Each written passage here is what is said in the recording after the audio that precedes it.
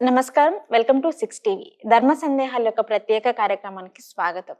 ఈరోజు స్టూడియోలో మనతో పాటు ఉన్నారు ప్రముఖ జ్యోతిషురాలు, వాస్తు నిపుణులు బ్రహ్మశ్రీ డాక్టర్ భాగ్యలక్ష్మి అమ్మగారు. సో అమ్మగారితో మాట్లాడి మరిన్ని విశేషాలు తెలుసుకుందాం. నమస్కారం అమ్మ.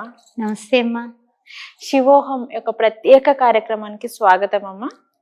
అమ్మ, ఈ ప్రోగ్రామ్ మనం స్టార్ట్ చేసే ముందు ఒక చిన్న శ్లోకంతో ప్రారంభించండి. తప్పనిసరిగా. ఓం నమ శివాయ. శివాయ గురవే నమ. విశ్వేశ్వర విరూపాక్ష విశ్వరూప సదాశివ శరణం భవభూతేశ కరుణాకర శంకర శివశంభో మహాదేవ విశ్వేశ్వర మరవల్లభ శివశంకర సర్వాత్మన్ నీలకంఠ నమోస్తుతే మృత్యుంజయాయ రుద్రాయ నీలకంఠాయ సాంభవే అమృతేశాయ సర్వాయ శ్రీ మహాదేవాయ తే నమః. ఓకే అమ్మ. అమ్మ, మనకి మాఘమాసంలోనే వచ్చేసి మార్చి 8వ తారీఖు శివరాత్రి ఫెస్టివల్ అనేది ఘనంగా జరగబోతుంది. సో అలాంటిది ఏంటంటే మనకి శివ పూజ చేసినా లేదంటే శివనామం స్మరించినా కానీ ఎంత చేసినా కానీ మనకి ఆ శివుని గురించి మనకి ఎంత తెలుసుకున్నా కానీ ఎంత విన్నా కానీ మనకి చాలా తక్కువే అనిపిస్తుంది. చాలదా ఈ జన్మ, చాలదా శివనామస్మరణ సరిపోదా, శివ పూజ చాలదా అన్నట్టు మనకు ఇలా ఎంత చెప్పుకున్నా మనకి తక్కువగానే ఉంటుంది. సో అలాంటి పరమేశ్వరుడు గురించి మాకు తెలియని కొన్ని రహస్యాలు, కొన్ని విషయాలు మాకు తెలియచేయరా మాకు మా ప్రేక్షకులకు? తప్పనిసరిగానమ్మా. ఓం నమ శివాయ, ఓం నమ శివాయ అని అనుకునేటటువంటి ఈ పంచాక్షరి మంత్రంలో ఎంతో విశిష్టమైనటువంటి అర్థం, అంతరార్థం, పరమార్థం కూడా ఉంది. మరి అలాంటి ఈశ్వరుణ్ణి, అంటే ఈశ్వరుడు గురించి మనం మాట్లాడుకునే ముందు మొట్టమొదటి అసలు పరమేశ్వరుడు ఆది అంతం ఉందా పరమేశ్వరుడికి? అసలు లేదు. అందుకే అంటారు కదా, ఆది అంతము లేనివాడా జగములు నేడే జంగముడా అని చెప్పేసి.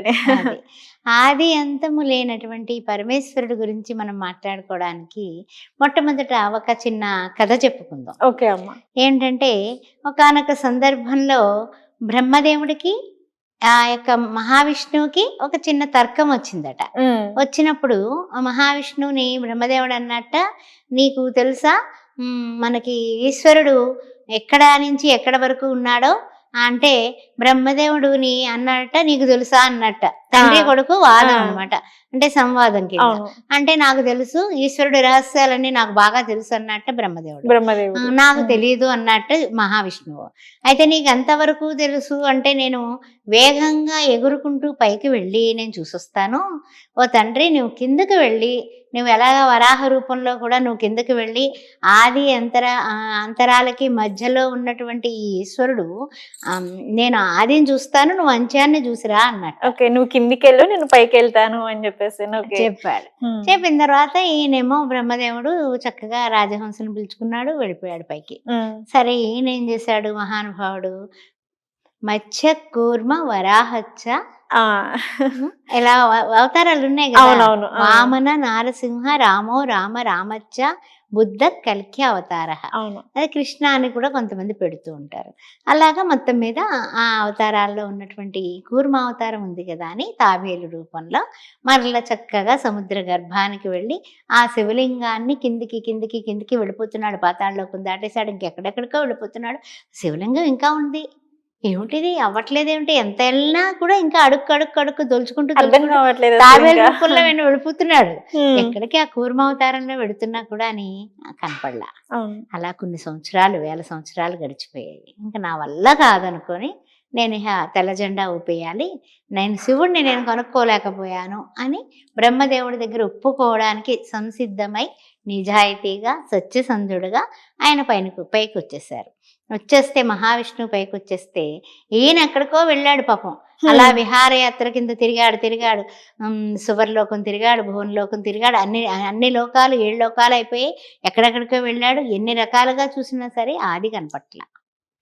ఆది దేవుడికి ఆది ఎక్కడ ఉందో తెలుసుకోలేకపోయిన బ్రహ్మదేవుడు ఇంకప్పుడు ఏం చేశాడంటే కనుక, అవమానం కదా, నాకు అవమానం, ఇప్పుడు నా తండ్రి దగ్గర నేను అవమానం పాలైపోవాలి, లాభం లేదనేసి నాకు ఒకళ్ళిద్దరు సాక్షులుగా ఉండి ఒక అబద్ధం చెప్పాలి అనుకున్నాడు.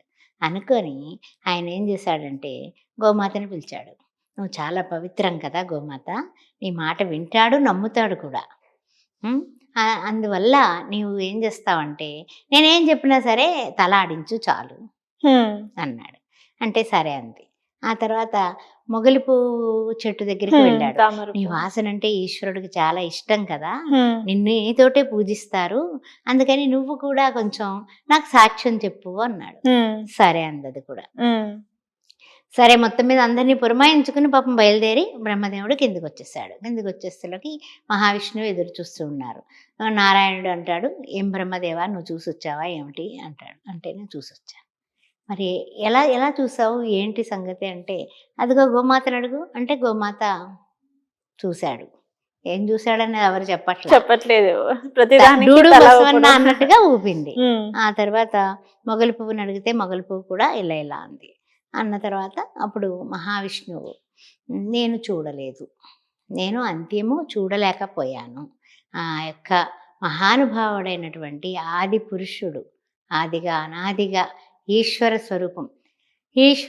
అంటే మనకి ఏ విధంగా వస్తుందంటే, ఈశ్వర సర్వభూతానాం బ్రహ్మాధిపతి బ్రహ్మణోధిపతి బ్రహ్మ శివోమే సదాశివం. ఈ సదాశివ రూపంలో ఉన్నటువంటి వాడిని నేను దర్శించలేకపోయాను, హ్మ్. అంత్యాన్ని నేను చూడలేకపోయాను శ్రీ మహావిష్ణువు స్వయంగా హ్మ్. చెప్పారు. హ్మ్. చెబితే బ్రహ్మదేవుడేమో నేను చూసేదాన్ని చెప్పాడు కదా. అవును. అప్పుడు శివ పరమాత్మ ప్రత్యక్షమై ప్రత్యక్షమై చెప్తాడు. హ్మ్. ఏమనంటే గనక శాపం ఇస్తాడు. మొగలి ఓకే. పువ్వుకి నిన్ను ఎవ్వరూ కూడా ఏ విధంగాని కూడా పూజకి పూజించారు. హ్మ్. పూజకి ఉపయోగించకుండా ఉండుగాక అని. దానికి గోమాత నీ ముఖాన్ని ఎవరు పూజించరాదు. హ్మ్. అందుకని గోమాతకి ముఖం మీద పసుపులు బొట్లు పెట్టేసి పూజ చేస్తే అది చెల్లదు. హ్మ్. వెనకాల వృష్ణ భాగంలో శ్రీ మహాలక్ష్మీదేవి ఉంటుంది కాబట్టి హ్మ్. వెనక భాగం మాత్రమే పూజ్యం. ఓకే. ఏది ఎవ్వరికీ లేదు ఇది. Only okay. గోమాతకి మాత్రమే వెనక భాగం పూజ్యమైంది. కృష్ణ భాగంలో పూజ చేయడానికి అర్థం అంతరార్థం ఈ శివ పరమాత్మ చెప్పినటువంటి విషయం ఇదంతా కూడా. హ్మ్. ఈ విధంగా జరిగింది కాబట్టి ఆదిగా అనాదిగా అంత్యము లేనటువంటి విషయం ఏదన్నా ఉంది అంటే గనక ఆ పరమేశ్వరుడే. అవును. అందుకే అంటూ ఉంటాం కదా, నిధన పతయే నమః, నిధన పతాంతికాయ నమః, ఊర్ధ్వాయ నమః, ఊర్ధ్వలింగాయ నమః, పరమాయ నమః, పరమలింగాయ నమః. అదేవిధంగా దివ్యాయ నమః, దివ్యలింగాయ నమః, అఘోరేభ్యో ఘోరఘోరేభ్యః, అస్త్రురుద్రరూపేభ్యః తత్పురుషాయ విద్మహే మహాదేవాయ ధీమహి తన్నో రుద్ర ప్రచోదయాత్తు అనే యొక్క ఈశ్వరుణ్ణి ఏ రకంగా పూజించినా కూడా ఆయన ప్రసన్నం అవుతాడు. అవును. భోళా శంకరుడు బోలా అంటారు. శంకరుడు. అవును. అలాగే అమ్మ మనకి శివునికి అభిషేకం చేయాలంటే మనకి వాటర్‌తో కానీ పంచామృతాలతోని మనం అభిషేకం చేస్తాం. మనకి బిల్వపత్రం చూసుకున్నట్లయితే త్రిదళం త్రిగుణాకారం అని చెప్పేసని అంటాం. సో, దాని గురించి ఒక్కసారి మాకు తెలియచేయరా అమ్మ? తప్పనిసరిగానమ్మా.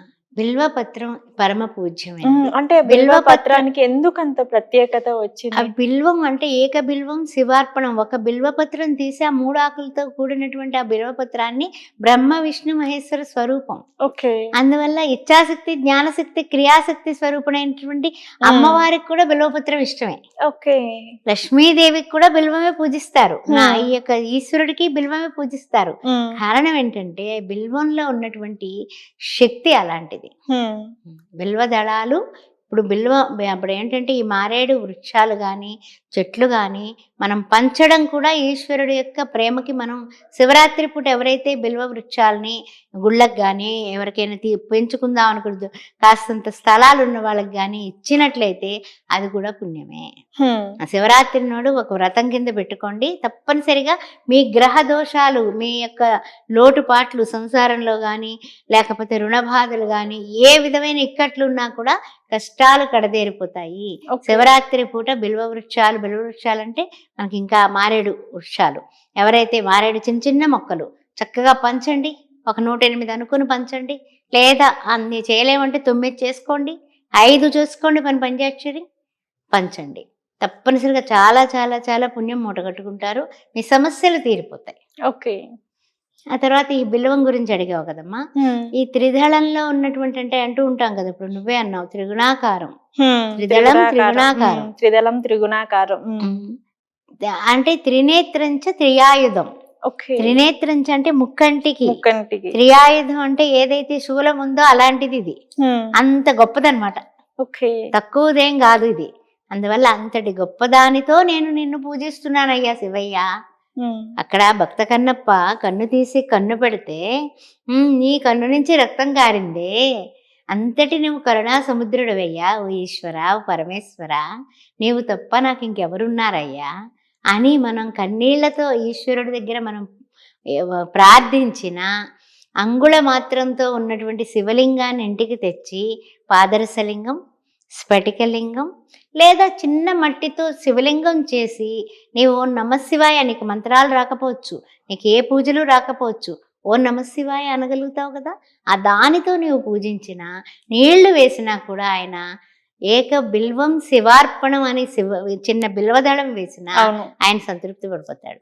ఒక తేనె చుక్క నైవేద్యం పెట్టమ్మా చాలు, నీ ఇంట్లో కష్టాలు నష్టాలన్నీ ఆయన చూసుకుంటాడు. అంతటి పవిత్రమైనటువంటి బిల్వదళం, బిల్వ వృక్షం. ఆ బిల్వ వృక్షానికి నమస్కారం చేసినా కూడా చాలా పుణ్యం. అదేవిధంగా బిల్వ చెట్లు కూడా పంచడం. అదే కాకుండా మనకి ఇంకా పైగాని ఈ శివరాత్రి రోజుననే కాదమ్మా, సోమవారం కూడా అభిషేకంలో కూడా బిల్వ పత్రాలే కదా మనకి వాడతారు. అలాంటివి కూడా మనము ఇంట్లో కూడా మనం కొన్ని తెచ్చుకొని 10 రూపాయలు పడితే ఎన్ని బిల్వ పత్రాలు ఇస్తారు.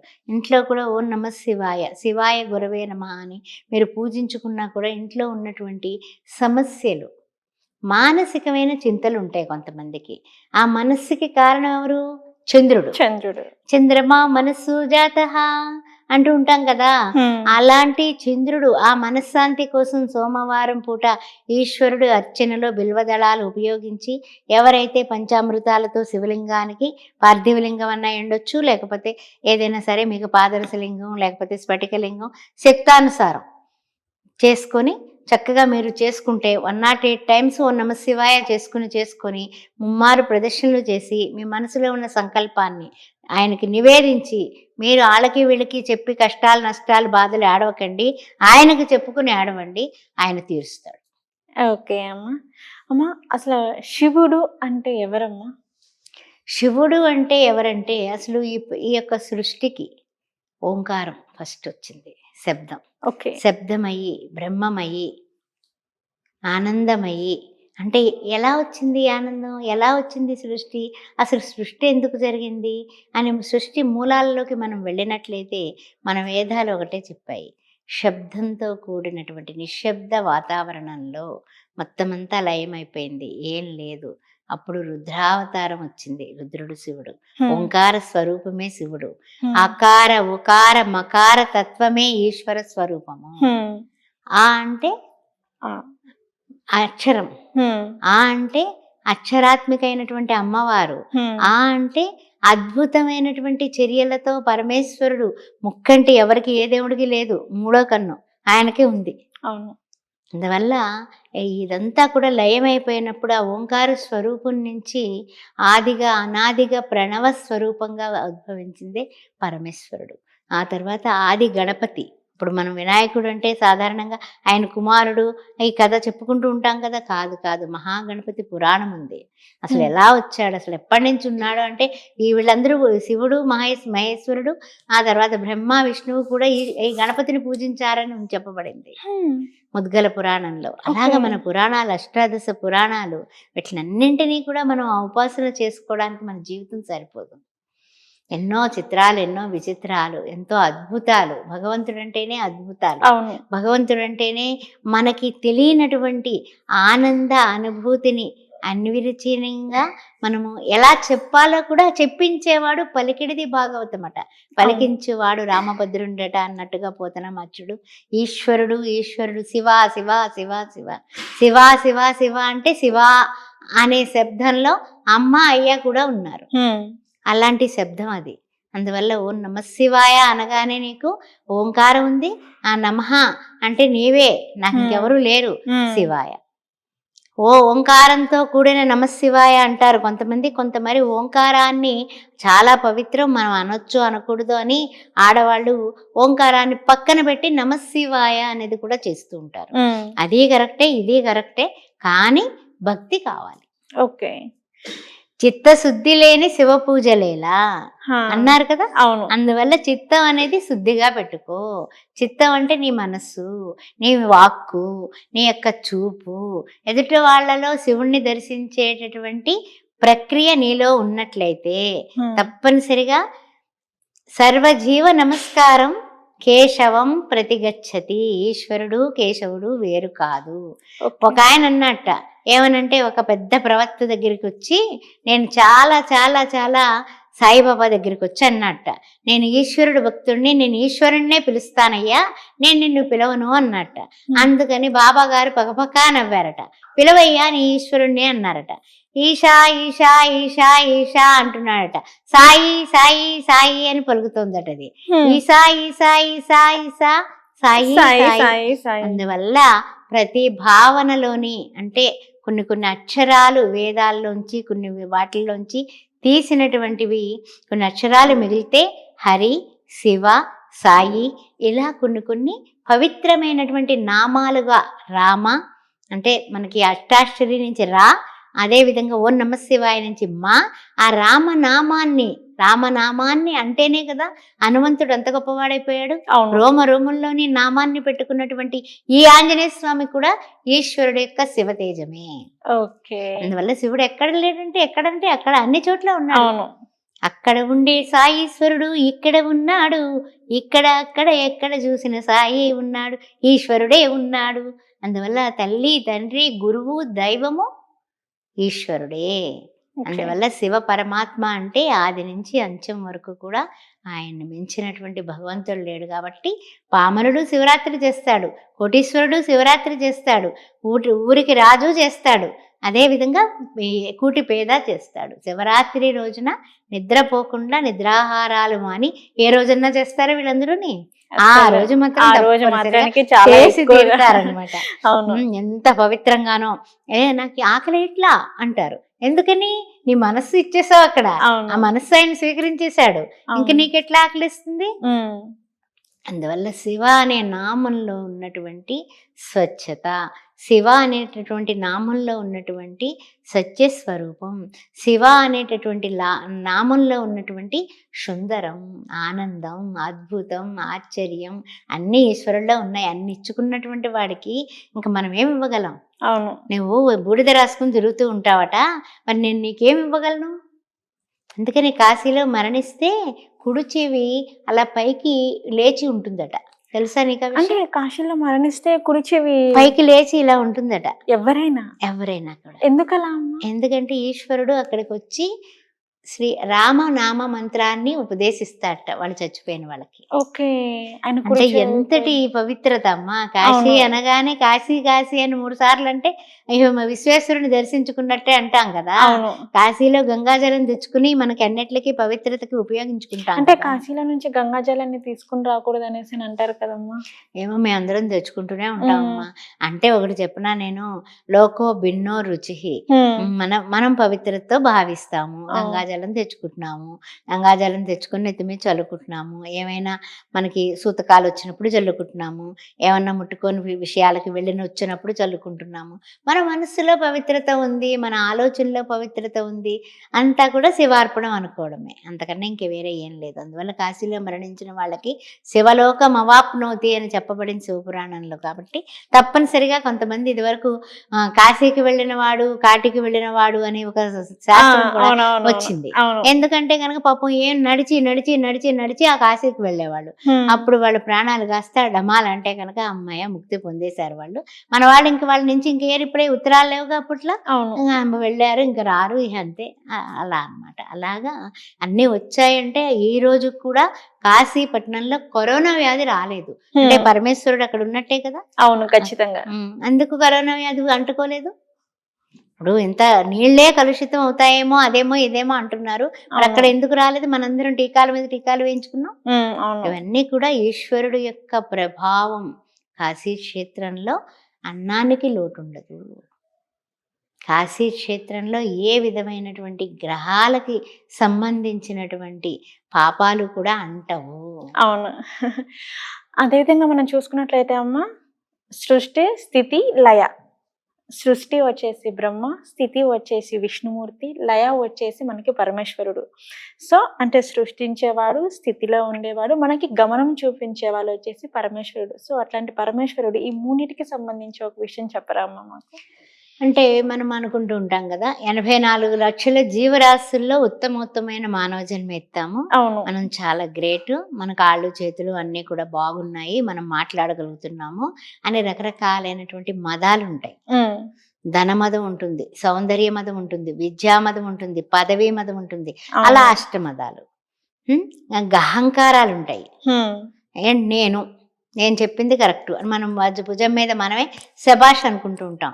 కానీ నేను నడిపించేవాడు ఆత్మస్వరూపుడుగా ఉన్నాడు పరమేశ్వరుడు. ఆ విషయాన్ని నువ్వు మర్చిపోకు, ఆల్వేస్ బీ కేర్ఫుల్ అని చెప్పేది సృష్టి.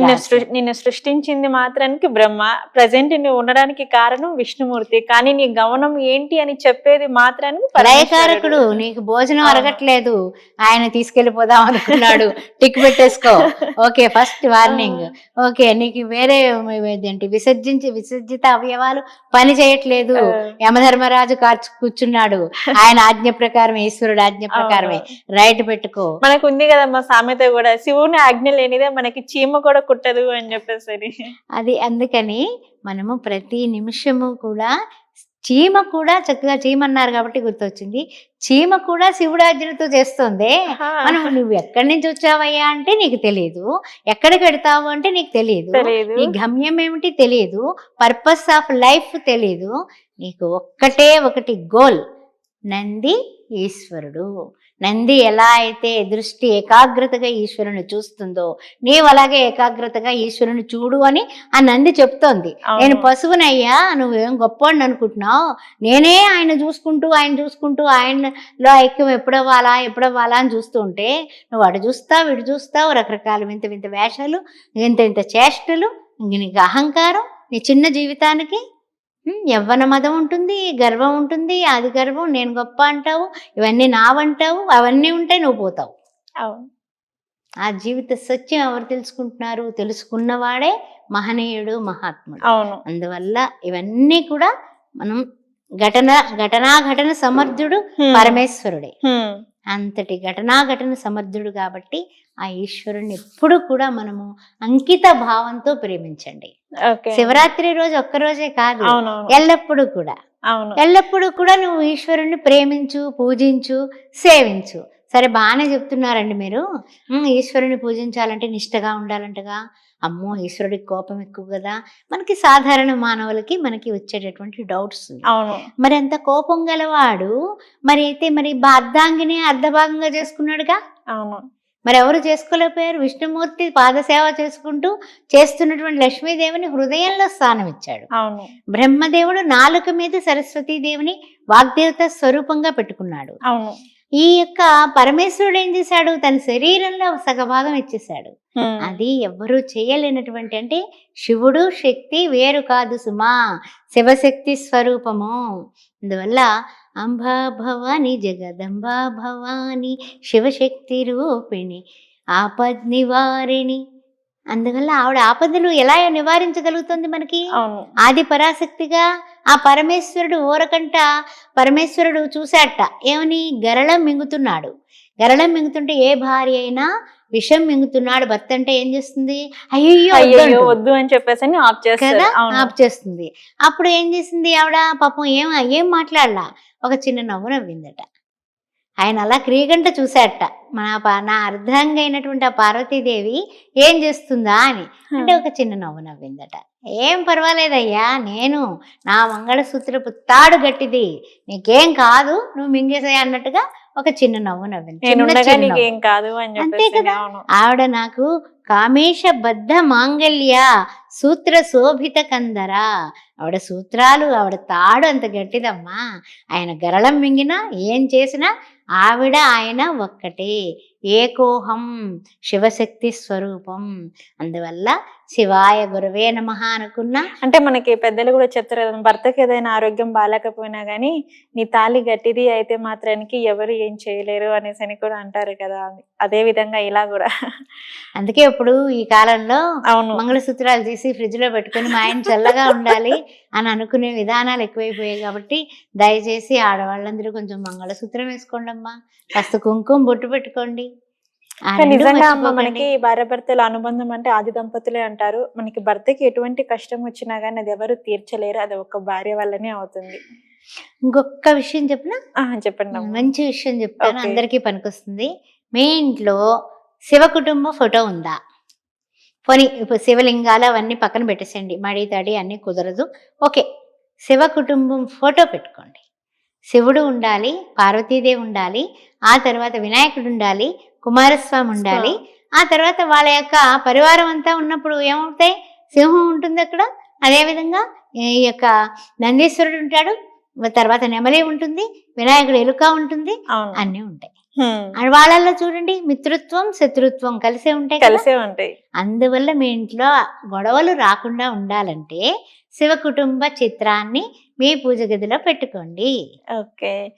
ఓకే అమ్మ. మీరు మాకు ఆ గొప్ప పరమేశ్వరుడు గురించి చెప్తుంటే అసలు మాకే చాలా ఆనందంగా ఉంది. మీరు చెప్తుంటే అలా వినాలి, వినాలి, ఇంకా చెప్పాలి, మీరింకా చెప్తే మేము ఇంకా వినాలి, వినాలి అన్నట్టు మాకు చాలా ఆనందంగా ఉంది.